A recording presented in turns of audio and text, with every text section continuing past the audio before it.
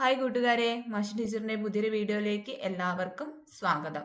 ഇന്ന് നമ്മൾ ഡിസ്കസ് ചെയ്യാൻ പോകുന്നത് 7ാം ക്ലാസ്സിലെ ബേസിക് സയൻസിലെ പ്രീവിയസ് ഇയർ ക്വസ്റ്റ്യൻ പേപ്പർ ആണ്. നമ്മൾ കഴിഞ്ഞ ക്ലാസ്സിൽ ഡിസ്കസ് ചെയ്തതിന്റെ പാർട്ട് 2 ആണ് നമ്മൾ ഇന്ന് ഡിസ്കസ് ചെയ്യാൻ പോകുന്നത് കേട്ടോ. അപ്പോൾ ആക്ടിവിറ്റി 4 തൊട്ട് നമുക്കിന്ന് ഡിസ്കസ് ചെയ്യാം. ഓക്കെ അല്ലേ? അതിലെ എ ക്വസ്റ്റ്യൻ ഒന്ന് വായിച്ചു നോക്കിയേ. A circuit is made using torch cell, insulated copper wire and LED module. The copper wire is shorter than required. Which of the following materials can be used to complete the circuit? Torch cell, insulated ചെമ്പ് കമ്പി, LED module എന്നിവ ഉപയോഗിച്ച് ഒരു circuit ക്രമീകരിച്ചു. ചെമ്പ് കമ്പിക്ക് നീളം കുറവാണ്.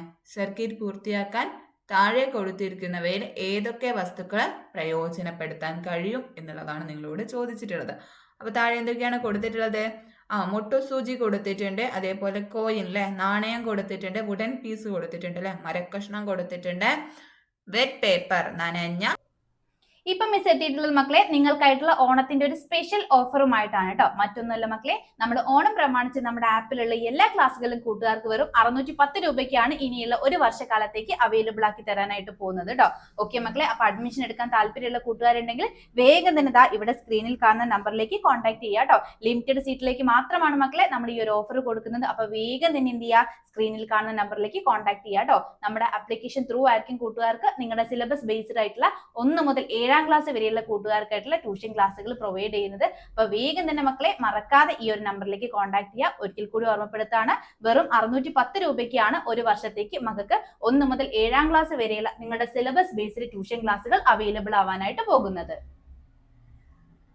കടലാസ് കൊടുത്തിട്ടുണ്ട്, അതേപോലെ പെൻസിൽ ഗ്രാഫൈറ്റ് കൊടുത്തിട്ടുണ്ട്, പ്ലാസ്റ്റിക് ബാങ്ക് അല്ലേ, പ്ലാസ്റ്റിക് വളയം കൊടുത്തിട്ടുണ്ട്. അപ്പൊ ഇതിൽ ഏതൊക്കെയാണ് യൂസ് ചെയ്യാൻ പറ്റുക എന്നുള്ളതാണ് നിങ്ങളോട് ചോദിച്ചിട്ടുള്ളത്. ഏതൊക്കെ പറ്റും മക്കളെ? കോയിന് പറ്റും, പിന്ന് പറ്റും, പെൻസിൽ ഗ്രാഫൈറ്റ് പറ്റും അല്ലെ, കോയിനും പിന്നെ അതേപോലെ പെൻസിൽ ഗ്രാഫൈറ്റ് എന്നിവയാണ് പറ്റുക കേട്ടോ. അപ്പൊ ഇതില് any of this good conductors can be used, ഇതില് ഏത് വേണമെങ്കിലും യൂസ് ചെയ്യാൻ കഴിയും കേട്ടോ. അപ്പൊ അതിൽ ബി ക്വസ്റ്റ്യൻ നോക്കിക്കേ മക്കളെ, കുറച്ച് പിക്ചേഴ്സ് തന്നിട്ടുണ്ട് അല്ലേ. എന്തൊക്കെയാണ്? ഗ്ലോയിങ് ബൾബ് തന്നിട്ടുണ്ട്, അതേപോലെ ബാറ്ററി തന്നിട്ടുണ്ട്, വയറ് തന്നിട്ടുണ്ട്, അതേപോലെ സ്വിച്ചും തന്നിട്ടുണ്ട്. Did you notice the picture? Draw A closed circuit using the symbols. ചിത്രങ്ങൾ ശ്രദ്ധിച്ചല്ലോ. ഇവയുടെ ചിഹ്നങ്ങൾ ഉപയോഗിച്ച് ഒരു അടഞ്ഞ സർക്യൂട്ടിന്റെ ചിത്രം വരയ്ക്കാനാണ് പറഞ്ഞിട്ടുള്ളത്. അപ്പൊ നമുക്ക് വരയ്ക്കാം. റെഡി അല്ലേ? അപ്പൊ എന്തൊക്കെയാണ് നമ്മൾ ഇൻക്ലൂഡ് ചെയ്യേണ്ടതുള്ളത്? ബാറ്ററി ഇൻക്ലൂഡ് ചെയ്യണം, അതേപോലെ സ്വിച്ച് ഇൻക്ലൂഡ് ചെയ്യണം അല്ലേ. അപ്പൊ നമുക്ക് സ്വിച്ച് ഇവിടെ കൊടുക്കാം. സ്വിച്ച് എങ്ങനെയാ ഉണ്ടാവുക? ക്ലോസ്ഡ് ആണ്. അപ്പോൾ ഓപ്പൺഡ് അല്ല, ക്ലോസ്ഡ് ആണ്. അപ്പൊ അടഞ്ഞ രീതിയിലാണ് കൊടുക്കേണ്ടത് കേട്ടോ. അപ്പൊ അടഞ്ഞ രീതിയിൽ നമ്മൾ സ്വിച്ച് കൊടുത്തിട്ടുണ്ട്. ഇനി അതേപോലെ നമ്മൾ ഇനി ബൾബ് കൊടുക്കണം അല്ലേ. ബൾബ് എങ്ങനെയാണ്? എങ്ങനത്തെ ബൾബാണ്? ഗ്ലോയിങ് ബൾബാണ് അല്ലെ, ഗ്ലോയിങ് ബൾബാണ്, ഗ്ലോയിങ് ബൾബാണ്. ഓക്കെ, നിങ്ങൾ നല്ല വൃത്തിക്ക് വരയ്ക്കുക കേട്ടോ. ഇത് റൗണ്ട് ആണ് കേട്ടോ. ഗ്ലോയിങ് ബൾബാകുമ്പോൾ ഇതുപോലെ ഇങ്ങനെ നമ്മൾ സൂര്യനൊക്കെ വരയ്ക്കും പോലെ ഇങ്ങനെ വരയ്ക്കണം. ഓക്കെ അല്ലേ? ഗ്ലോയിങ് ബൾബാണ്. അപ്പോൾ ഇനി നമ്മൾ വരയ്ക്കേണ്ടത് എന്താണ്? ബാറ്ററി വരച്ചിട്ടില്ല നമ്മൾ അല്ലേ. അപ്പോൾ ബാറ്ററി വരയ്ക്കണം. ബാറ്ററി വരയ്ക്കുമ്പോൾ ഒരു സെല്ല് വരച്ചാൽ പോരാട്ടോ. ഇങ്ങനെ വരച്ചാൽ സെല്ലാണ്. അപ്പോൾ ബാറ്ററിയാണ് ഇവിടെ തന്നിട്ടുള്ളത്. അപ്പോൾ ബാറ്ററീൻ്റെ സിമ്പിളിന് വ്യത്യാസമുണ്ട് അല്ലേ. ഒന്നിൽ കൂടുതൽ സെല്ല് കൂടിച്ചേരുമ്പോഴാണ് ബാറ്ററി ഉണ്ടാവുക. ഓക്കെ അല്ലേ? അപ്പോൾ ഈ ഒരു രീതിയിൽ നിങ്ങൾക്ക് വരയ്ക്കാം. ബാറ്ററീൻ്റെ സിമ്പിളൊക്കെ കൃത്യമായിട്ട് നോക്കി തന്നെ വരയ്ക്കുക കേട്ടോ. ഇത് ടീച്ചർ ഇവിടെ വരച്ചത് കൊണ്ട് അത്ര വൃത്തിയായിട്ടില്ല. അപ്പോൾ ഇങ്ങനെ ആവുമ്പോൾ ഒരു സെല്ല്, അപ്പോൾ ഈ ഒന്നിൽ കൂടുതൽ സെല്ല് ചേരുമ്പോഴാണ് ബാറ്ററി ഉണ്ടാവുക. അപ്പോൾ ബാറ്ററിയുടെ സിമ്പിളൊക്കെ നിങ്ങൾ ടെക്സ്റ്റ് ബുക്ക് കൃത്യമായിട്ട് നോക്കി വരയ്ക്കുക. ഓക്കെ അല്ലേ? ഇംഗ്ലീഷ് സംസാരിക്കാൻ എല്ലാ കൂട്ടുകാർക്കും ഇഷ്ടമായിരിക്കും അല്ലേ? അപ്പൊ ഇതാ 10 ഡേയ്സിന്റെ ഒരു സ്പോക്കൺ ഇംഗ്ലീഷ് കോഴ്സുമായിട്ടാണ് മിസ് എത്തിയിട്ടുള്ളത് കേട്ടോ. 10 ദിവസത്തെ ഈ ഒരു സ്പോക്കൺ ഇംഗ്ലീഷിന് വെറും 210 രൂപ മാത്രമാണ് മക്കളെ നിങ്ങൾക്ക് ഫ്രീ ആയിട്ട് വരുന്നത്. അപ്പൊ താല്പര്യമുള്ള കൂട്ടുകാർ മടിക്കാതെ തന്നെ വേഗം സ്ക്രീനിൽ കാണുന്ന ഈ ഒരു നമ്പറിലേക്ക് കോൺടാക്ട് ചെയ്യുക കേട്ടോ. വളരെ ലിമിറ്റഡ് സീറ്റിലേക്ക് മാത്രമാണ് നമ്മൾ ഈ ഒരു സ്പോക്കൺ ഇംഗ്ലീഷിന്റെ ഈ ഒരു 10 ഡേയ്സ് ക്ലാസ് പ്രൊവൈഡ് ചെയ്യുന്നത്. അപ്പൊ താല്പര്യമുള്ള കൂട്ടുകാരൊക്കെ വേഗം തന്നെ നമ്മളുമായിട്ട് കോൺടാക്ട് ചെയ്യുക. ഇംഗ്ലീഷിലെ ഏറ്റവും ബേസിക് ആയിട്ടുള്ള കാര്യങ്ങളും ഗ്രാമർ സെക്ഷൻസും എല്ലാം തന്നെ നമ്മൾ ഈ ഒരു കോഴ്സിലൂടെ നിങ്ങൾക്കായിട്ട് പ്രൊവൈഡ് ചെയ്യുന്നുണ്ട്. അപ്പോൾ ഇതൊരു ക്ലോസ്ഡ് സർക്യൂട്ടായി. ഇനി ഇതിനെ നമുക്ക് ഓപ്പൺ ആക്കണമെങ്കിൽ ഈ ഒരു സ്വിച്ച് എന്ത് ചെയ്താൽ മതി, ഇങ്ങനെ പൊന്തിച്ചാൽ മതി അല്ലെ, ഇങ്ങനെ ഈ ഒരു രീതിയിൽ വരച്ചാൽ മതി. ഓക്കെ അല്ലേ? അപ്പം ഇങ്ങനെ ആകുമ്പോൾ ഓപ്പണായി. ക്ലോസ് ആവണമെങ്കിൽ എന്താ ഈ ഒരു രീതിയിൽ ആയിരിക്കണം. നമുക്കില്ലേ ക്ലോസ്ഡ് സർക്യൂട്ട് ആയതുകൊണ്ടാണ് ബൾബ് പ്രകാശിച്ചത്. ഓക്കെ അല്ലേ? ഈ ഒരു രീതിയിലാണ് വരയ്ക്കേണ്ടത്. ഇനി അതിൽ സി ക്വസ്റ്റ്യൻ ആണ്. Which metal is used in electric lines? വൈദ്യുത ലൈനുകളായി സാധാരണ ഉപയോഗിക്കുന്ന ലോഹം താഴെ കൊടുത്തിരിക്കുന്നവയിൽ ഏതാണ് എന്നാണ് ചോദിച്ചിട്ടുള്ളത്. ഏതാണ് മക്കളെ? കോപ്പർ ഉപയോഗിക്കുന്നുണ്ട് അല്ലെ, ചെമ്പ് ഉപയോഗിക്കുന്നുണ്ട്, അതേപോലെ അലൂമിനിയം ഉപയോഗിക്കുന്നുണ്ട്. കൂടുതലായിട്ടും ഏതാണ് ഉപയോഗിക്കുന്നത്? അലൂമിനിയാണ് കോമൺ ആയിട്ട് യൂസ് ചെയ്യുന്നത്. Copper is also used but aluminium is the most common four overhead lines. Let's choose aluminium and copper. അപ്പം നമുക്കിവിടെ അലൂമിനിയം കോപ്പറും ചൂസ് ചെയ്യാൻ പറ്റും. ഓക്കെ അല്ലേ? രണ്ടും തെറ്റില്ല, എന്നാലും കൂടുതലായിട്ട് ഉപയോഗിക്കുന്നത് അലൂമിനിയം ആണ്. ഇനി അതിൽ ആക്ടിവിറ്റി 5ലേക്ക് കടക്കാം നമുക്ക്. Following is a table related to vegetative propagation. Complete the table appropriately. കായിക പ്രജനനവുമായി ബന്ധപ്പെട്ട പട്ടികയാണ് താഴെ കൊടുത്തിരിക്കുന്നത്. അനുയോജ്യമായവ കണ്ടെത്തി പട്ടിക പൂർത്തിയാക്കാനാണ് പറഞ്ഞിട്ടുള്ളത്. അപ്പോൾ ഫസ്റ്റ് വൺ കറി ലീഫ് പ്ലാന്റ് എന്ന് കൊടുത്തിട്ടുണ്ട് അല്ലേ, അതിൻ്റെ ഹെഡിങ് അവിടെ കൊടുത്തിട്ടില്ല. അപ്പോൾ ഇവിടെ സ്റ്റെം എന്ന് കൊടുത്തതുകൊണ്ട് നമുക്ക് മനസ്സിലായി ഏത് രീതിയിൽ, അതായത് റൂട്ട് വഴി വളരുന്നവയുണ്ടാവും, അതേപോലെ ലീഫ് കുഴിച്ചിട്ടാൽ വളരുന്നവയുണ്ടാവും, അതേപോലെ കാണ്ടം കുഴിച്ചിട്ടാൽ വളരുന്നവയുണ്ടാവും. അപ്പോൾ അതായിരിക്കും എന്നുള്ളത് ഒരു ധാരണ. കൂട്ടുകാരെ, നിങ്ങൾക്ക് വെറും 10 ദിവസം കൊണ്ട് ഹിന്ദി പഠിക്കാൻ ആഗ്രഹമുണ്ടോ? എങ്കിൽ താല്പര്യമുള്ള മക്കളൊക്കെ വേഗം സ്ക്രീനിൽ കാണുന്ന ഈ ഒരു നമ്പറിലേക്ക് കോൺടാക്ട് ചെയ്തോളൂ കേട്ടോ. വെറും 210 രൂപയ്ക്കാണ് നമ്മൾ ഈ ഒരു 10 ദിവസത്തെ കോഴ്സ് കൂട്ടുകാർക്കായിട്ട് പ്രൊവൈഡ് ചെയ്യുന്നത്. ഏതൊരു ചെറിയ ക്ലാസ്സിലുള്ള കുട്ടികളായാലും അതുപോലെ തന്നെ വലിയ ക്ലാസ്സിലുള്ള കുട്ടികളായാലും എല്ലാവർക്കും ഒരേപോലെ യൂസ് ചെയ്യാവുന്ന ക്ലാസ്സുകളാണ് നമ്മൾ ഈ 10 ഡേയ്സ് കോഴ്സിൽ ഉൾപ്പെടുത്തിയിട്ടുള്ളത് കേട്ടോ. അപ്പൊ വേഗം തന്നെ മക്കളെ സ്ക്രീനിൽ കാണുന്ന നമ്പറിലേക്ക് കോൺടാക്ട് ചെയ്യുക. ഇന്ത്യയുടെ ഏറ്റവും ബേസിക് ആയിട്ടുള്ള കാര്യങ്ങൾ മുതൽ നമ്മൾ ഈ ഒരു കോഴ്സിൽ നിങ്ങൾക്കായിട്ട് പ്രൊവൈഡ് ചെയ്യുന്നതായിരിക്കും. നമുക്കിവിടെ കിട്ടിക്കഴിഞ്ഞു. അപ്പോൾ അതുകൊണ്ട് നമുക്ക് ഓരോന്നും നോക്കാം. കറി ലീഫ് പ്ലാന്റ് ആയതുകൊണ്ട് ഇവിടെ നമുക്ക് എന്ത് എഴുതാം? റൂട്ട് എന്ന് എഴുതാം. ഓക്കെ അല്ലേ? റൂട്ട് എന്ന് എഴുതാം, അതായത് വേര് വഴിയാണ്. അതേപോലെ സ്റ്റെം അല്ലെ, സ്റ്റെമ്മിൻ്റെ അടുത്ത് നമുക്ക് വേണമെങ്കിൽ കറി ലീഫും വേണമെങ്കിൽ നമുക്ക് അവിടെ എഴുതാം കേട്ടോ. കറി ലീഫ് സ്റ്റെം കുഴിച്ചിട്ടാലും ഉണ്ടാവും, അല്ലാതെ റോസ്, ജാസ്മിന്, ഹിബിസ്കസ് അല്ലെ, എന്ത് വേണമെങ്കിലും നിങ്ങൾക്ക് ഇവിടെ എഴുതാം. നമ്മൾ കുറേ പഠിച്ചിട്ടുണ്ട് അല്ലേ. അപ്പോൾ റോസ് എന്ന് എഴുതാം. ഓക്കെ അല്ലേ? അപ്പോൾ അടുത്തത് ഇലമുളച്ചി അല്ലേ. ഇലമുളച്ചി എന്ത് കുഴിച്ചിട്ടാൽ ഉണ്ടാവുമെന്ന് ആർക്കെങ്കിലും സംശയമുണ്ടോ? ഇല്ല അല്ലേ? ബ്രയോഫൈലം അല്ലെങ്കിൽ ഇലമുളച്ചി എന്ന് പറയുന്നത് ഇല കുഴിച്ചിട്ടിട്ടുണ്ടാകുന്നതാണ് അല്ലേ, ലീഫ് ആണ് അവിടെ എഴുതേണ്ടത് കേട്ടോ. അപ്പോൾ അവിടെ എഴുതേണ്ടത് ലീഫ് എന്നാണ്. ഓക്കെ അല്ലേ? ബ്രയോഫൈലം ലീഫ് എന്നുള്ളത് ഓർത്ത് വെക്കുക കേട്ടോ. ഇലമുളച്ചി. ഇനി അടുത്തത് കൊലക്കേഷ്യ അവിടെ കൊടുത്തിട്ടുണ്ട് അല്ലെ, ചേമ്പ് അവിടെ കൊടുത്തിട്ടുണ്ട്. ചേമ്പ് ഭൂകാണ്ഡം അല്ലെ, കോം അല്ലെങ്കിൽ സ്റ്റെം എന്നൊക്കെ പറയും. ഓക്കെ അല്ലേ? അപ്പോൾ അതാണ് എഴുതേണ്ടത് കേട്ടോ. ഓക്കെ അല്ലേ? ഭൂകാണ്ഡം എന്നാണ് വേണ്ടത്. അപ്പോൾ ഈ ഒരു രീതിയിലാണ് ഈ ഒരു ടേബിൾ കംപ്ലീറ്റ് ചെയ്യേണ്ടത്. ഓക്കെ അല്ലേ? ഇപ്പം എ വേര് എന്ന് വരും അല്ലെ, റൂട്ട് എന്ന് വരും. ബി തണ്ട് എന്ന് വരും. സി ഇല അല്ലെ, ലീഫ് എന്ന് വരും. അതേപോലെ ഡി ഭൂകാണ്ഡം എന്നും വരും. ഓക്കെ അല്ലേ? അപ്പോൾ ഈ ഒരു രീതിയിലാണത് കംപ്ലീറ്റ് ചെയ്യേണ്ടത്. ഇനി അതിൽ ബി ക്വസ്റ്റ്യൻ ഉണ്ട്. Buds of different varieties of hibiscus plants R grafted onto a red hibiscus plant to produce flowers of different colors. Write down the other stages in the correct order. One is done for you. ചുവന്ന ചെമ്പരത്തിയിൽ വിവിധ നിറത്തിലുള്ള ചെമ്പരത്തിപ്പൂക്കൾ ഉണ്ടാക്കാൻ പലതരം ചെമ്പരത്തി ചെടികളുടെ മുകുളങ്ങൾ ഒട്ടിച്ചു ചേർത്തു. ഇതിന്റെ വിവിധ ഘട്ടങ്ങൾ ക്രമമായി എഴുതുക. ആദ്യഘട്ടം ചുവടെ ചേർക്കുന്നു. അപ്പൊ ആദ്യഘട്ടം എന്താണ്? വിവിധ നിറത്തിലുള്ള ചെമ്പരത്തികളുടെ മുകുളങ്ങൾ തൊലിയോടുകൂടി ചെത്തിയെടുക്കുക എന്നുള്ളതാണ് ഫസ്റ്റ് സ്റ്റെപ്പ്. അപ്പൊ അതിൽ സെക്കൻഡ് സ്റ്റെപ്പ് എന്താണ് മക്കളെ? Stage 2. Make a small cut or remove a small portion of the bark on the stem of the red hibiscus plant. ചുവന്ന ചെമ്പരത്തി ചെടിയുടെ കാണ്ഡത്തെ ചെറിയൊരു വെട്ടോ അല്ലെങ്കിൽ തൊലി മാറ്റിയ ഭാഗമോ ഉണ്ടാക്കുക. ഓക്കെ അല്ലേ? അതിൽ സ്റ്റെപ്പ് 3 നോക്കിയേ.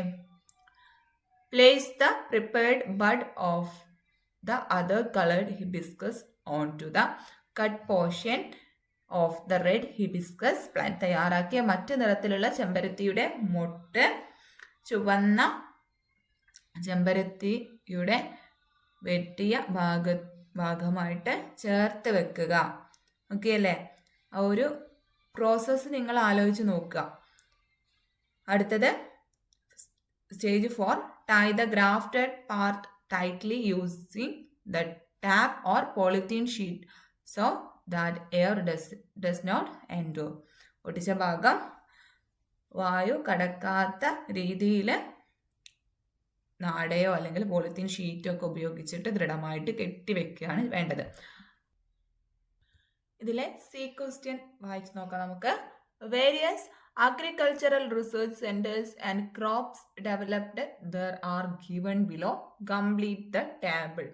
വിവിധ കാർഷിക ഗവേഷണ കേന്ദ്രങ്ങളും അവിടെ വികസിപ്പിച്ചെടുക്കുന്ന കാർഷിക വിളകളുടെയും പട്ടികയാണ് താഴെ കൊടുത്തിട്ടുള്ളത്. അപ്പൊ അതിൽ വിട്ടുപോയവ പൂരിപ്പിക്കാനാണ് നിങ്ങളോട് പറഞ്ഞിട്ടുള്ളത്. അപ്പൊ ഇതിൽ എന്തൊക്കെയാണ് തന്നിട്ടുള്ളത്? റിസർച്ച് സെന്റേഴ്സിലെ നോക്കിയേ. First one, central tuber crops research institute, CTCRI. Tuber ക്രോപ്സിലെ കേന്ദ്ര കിഴങ്ങുവിള ഗവേഷണ കേന്ദ്രം. കിഴങ്ങ് വർഗ്ഗങ്ങളാണ് അവിടുത്തെ കാർഷിക വിള എന്ന് പറയുന്നത്. ഇനി അടുത്തത് ക്രോപ്സിന്റെ അടുത്തില്ലേ, കാർഷിക വിള എടുത്ത് തെങ്ങും അതേപോലെ കവുങ്ങും തന്നിട്ടുണ്ട്. ഗവേഷണ കേന്ദ്രത്തിന്റെ പേരാണ് വിട്ടുപോയിട്ടുള്ളത്. അപ്പൊ ഏതാണ് മക്കളെ?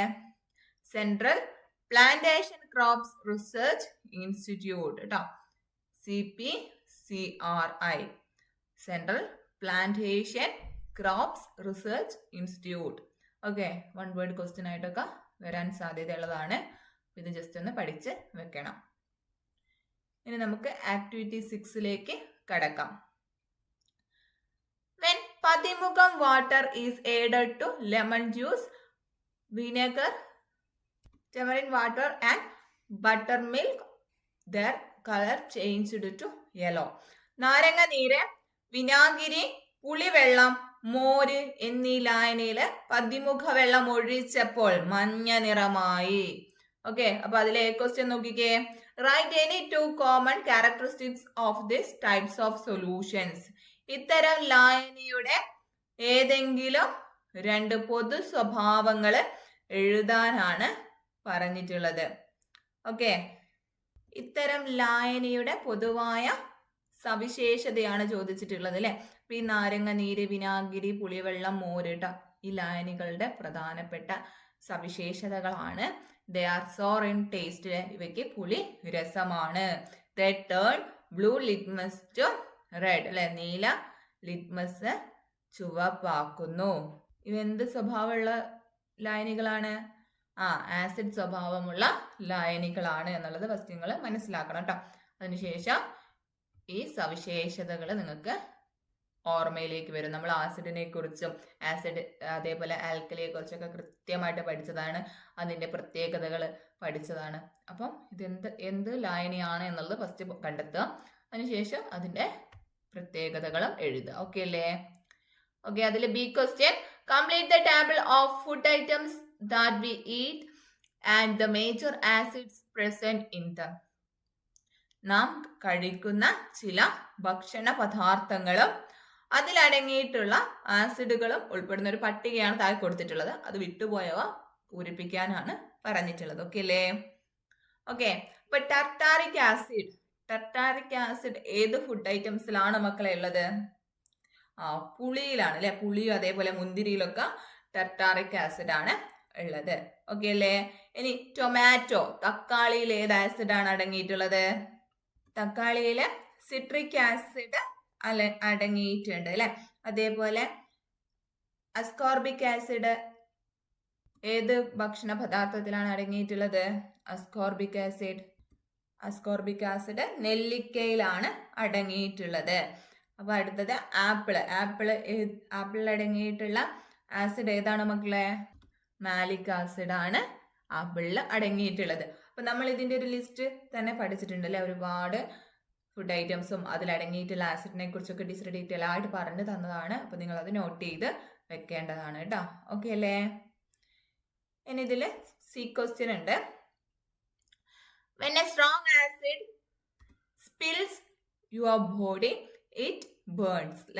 Write any 4 precautions to be taken to avoid accidents while handling chemicals. വീര്യം കൂടിയ ആസിഡ് ശരീരത്തിൽ വീണാൽ പൊള്ളലുണ്ടാകുന്നു. രാസവസ്തുക്കൾ കൈകാര്യം ചെയ്യുമ്പോൾ അപകടം ഒഴിവാക്കാൻ ശ്രദ്ധിക്കേണ്ട ഏതെങ്കിലും 4 മുൻകരുതലുകൾ എഴുതാനാണ് പറഞ്ഞിട്ടുള്ളത്. സിമ്പിൾ ആണ് അല്ലെ. ഒന്നാമത്തത് സുരക്ഷാ കണ്ണടകള് അല്ലെങ്കിൽ കയ്യുറകള്, ലാബ് കോട്ട് എന്നിവ ധരിക്കണം. അടുത്തത് രാസവസ്തുക്കൾ ഒരിക്കലും രുചിക്കുകയോ നേരെ മുഖത്തടുപ്പിച്ച് മണക്കുകയോ ചെയ്യരുത്. Never taste or directly smell chemicals. Okay അല്ലേ? വളരെ ഇമ്പോർട്ടന്റ് ആണ് കേട്ടോ. അടുത്തത് ഉപയോഗിക്കുന്നതിന് മുമ്പ് ലേബലുകൾ ശ്രദ്ധാപൂർവം വായിക്കണം. Read labels carefully before use. Next one, രാസവസ്തുക്കൾ ഉപയോഗിച്ച ശേഷം കൈകൾ നന്നായി കഴുകുക. Wash hands thoroughly after handling chemicals. അപ്പൊ ഇത്രയും കാര്യങ്ങൾ നിങ്ങൾ എന്ത് ചെയ്യണം? ശ്രദ്ധിക്കണം. ഇത്രയും കാര്യങ്ങളാണ് ആൻസർ ആയിട്ട് എഴുതേണ്ടത്. ഓക്കെ, അടുത്തത് ആക്ടിവിറ്റി 7 ആണ്.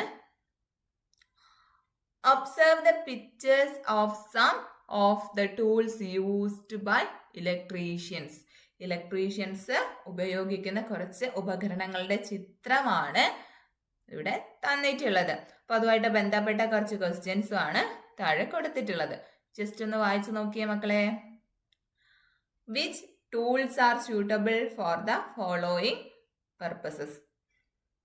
താഴെ കൊടുത്തിരിക്കുന്നവയിൽ അനുയോജ്യമായവ കണ്ടെത്തി എഴുതാനാണ് പറഞ്ഞിട്ടുള്ളത് കേട്ടോ. തന്ന ഓരോ പോയിന്റും വായിച്ചു നോക്കുക. ആ ഉപയോഗങ്ങൾക്ക് അനുയോജ്യമായിട്ടുള്ള ഉപകരണങ്ങൾ ഏതൊക്കെയാണ് എന്നുള്ളത് കണ്ടെത്തി എഴുതാം. Okay, first one, to remove the insulation of a wire. Electric വയറിന്റെ ഇൻസുലേഷൻ കളയുന്നതിന്. അതിന് ഇതിൽ ഏത് ടൂളാണ് മക്കളെ യൂസ് ചെയ്യുക? ഓപ്ഷൻ ഡി ആണ് അല്ലെ. വയർ സ്ട്രിപ്പർ ഓർ കട്ടർ എന്നാണ് ഇതിന് അറിയപ്പെടുന്നത് കേട്ടോ. അപ്പൊ ഇതാണ് യൂസ് ചെയ്യുക. ഓക്കെ അല്ലേ? അടുത്തത്, to test electric current. Electric current test ചെയ്യാൻ വേണ്ടിയിട്ട് ഇതിൽ ഏതാണ് മക്കളെ യൂസ് ചെയ്യുക? വൈദ്യുത പ്രവാഹം പരിശോധിക്കുന്നതിന്. ഓപ്ഷൻ എ ആണ് അല്ലെ. ചിത്രം എ ആണ് യൂസ് ചെയ്യുക. ഇതിനെന്താ പറയാ? ടെസ്റ്റ് സ്ക്രൂ ഡ്രൈവർ എന്നാണ് പറയല്ലേ. നമ്മൾ ടെസ്റ്റർ എന്നൊക്കെ ഷോർട്ടാക്കി പറയും. ഓക്കെ അല്ലേ? അപ്പൊ ഇതുപോലെ ചിത്രം തന്നാൽ നിങ്ങൾക്ക് മനസ്സിലാക്കാൻ കഴിയണം കേട്ടോ. ഇനി അതിൽ B question, what are the specialities of the materials use to make the handle of the above tools. മുകളിൽ കൊടുത്തിരിക്കുന്ന ഉപകരണങ്ങളുടെ കൈപ്പിടിയിൽ നിർമ്മിച്ചിരിക്കുന്ന വസ്തുക്കളുടെ പ്രത്യേകത എന്താണ്? അതിന് കാരണം എന്താണ് എന്നാണ് ചോദിച്ചിട്ടുള്ളത് കേട്ടോ. ഇതിന്റെ ഓരോന്നിന്റെയും ഹാൻഡില് നിങ്ങൾ നോക്കിയേ. ഓക്കെ, അപ്പൊ എന്താണ് പ്രത്യേകത? They are made of insulators അല്ലെ, ലൈക്ക് പ്ലാസ്റ്റിക് ഓർ റബ്ബർ. അവ വൈദ്യുത ചാലകമല്ലാത്ത വസ്തുക്കൾ കൊണ്ടാണ് നിർമ്മിച്ചിട്ടുള്ളത്. പ്ലാസ്റ്റിക്കോ അല്ലെങ്കിൽ റബ്ബറോ കൊണ്ടാണ് നിർമ്മിച്ചിട്ടുള്ളത് കേട്ടോ. അപ്പൊ ഇതിന്റെ കാരണം എന്താണ്? ഇതിന് വേണ്ടിയിട്ടാണ് ഇങ്ങനെ നിർമ്മിച്ചിട്ടുള്ളത്. To prevent electric shocks to the person handling them. Okay, വൈദ്യുത ആഘാതം ഏൽക്കാതിരിക്കാൻ വേണ്ടിയിട്ടാണ് ഇത്തരത്തിലുള്ള ഹാൻഡിൽസ് യൂസ് ചെയ്തിട്ടുള്ളത്. Next one, C question, write any other examples for such materials. ഇത്തരം വസ്തുക്കൾക്ക് മറ്റു 2 ഉദാഹരണങ്ങൾ എഴുതാനാണ് പറഞ്ഞിട്ടുള്ളത്.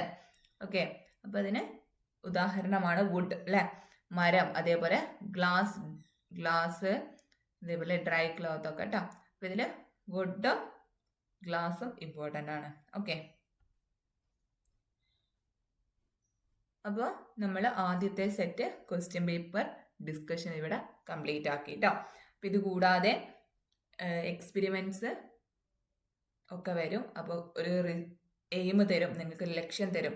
എന്നിട്ട് എക്സ്പെരിമെൻ്റ് എങ്ങനെയാണ് നടത്തുക എന്നുള്ളത് അതേ സ്റ്റെപ്പ് കേട്ടോ. എക്സ്പെരിമെൻ്റ് പരീക്ഷണക്കുറിപ്പ് എഴുതുന്ന അതേ ഘട്ടങ്ങളിലൂടെ നിങ്ങൾ എഴുതേണ്ടതായിട്ടും വരും. ഓക്കെ അല്ലേ? അപ്പോൾ നമ്മൾ ചെയ്തിട്ടുള്ള എക്സ്പെരിമെൻറ്റ്സ് ഒക്കെ ജസ്റ്റ് ഒന്ന് നോട്ട് ചെയ്ത് വെക്കുക. അപ്പോൾ അതിൽ ഇമ്പോർട്ടൻ്റ് ആയിട്ടുള്ളത് ജസ്റ്റ് നോക്കി വെക്കുക. ഓക്കെ അല്ലേ?